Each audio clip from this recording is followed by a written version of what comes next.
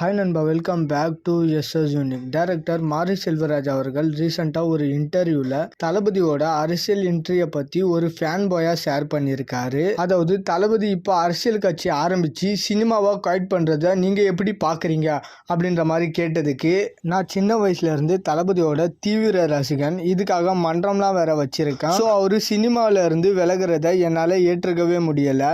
ஏன்னா அவரோட படங்கள்னாலே emotional. So அது இனிமேல் இருக்க போகிற இல்லை அப்படின்றது ஏத்துக்கவே முடியல அப்படின்றது தளபதி சினிமாவை கைட் பண்றத பத்தி ஷேர் பண்ணியிருக்காரு. அப்படின்றது தளபதி சினிமாவை கைட் பண்றத பத்தி பயங்கர எமோஷ்னலா ஷேர் பண்ணியிருக்காரு. அண்ட் மாரி செல்வராஜ் அவர்கள் ஒரு மிகப்பெரிய தளபதி ஃபேன் அப்படின்றது நமக்கு முன்னாடியே தெரியும். பட் இப்போ ஓரளவுக்கு டைரக்டர் ஆயிட்டதுனால இந்த மாதிரி பதில் அவர்கிட்ட வரும்னு சொல்லிட்டு எதிர்பார்க்கல. பட் எவ்வளவு வளர்ந்தாலும் ஃபேன் பாய்ன்றது மாறாது போல. ஏன்னா எக்ஸைட்டா நம்ம ஃபீல் பண்றத அப்படியே சொல்லியிருக்காரு. அண்ட் இவரும் தளபதி கூட படம் பண்றதுக்கான டாக்ஸ்லாம் போச்சு. அதாவது ஒரு நைட் ஃபுல்லா தளபதியோட நிறைய விஷயங்கள் பேசினாராம்.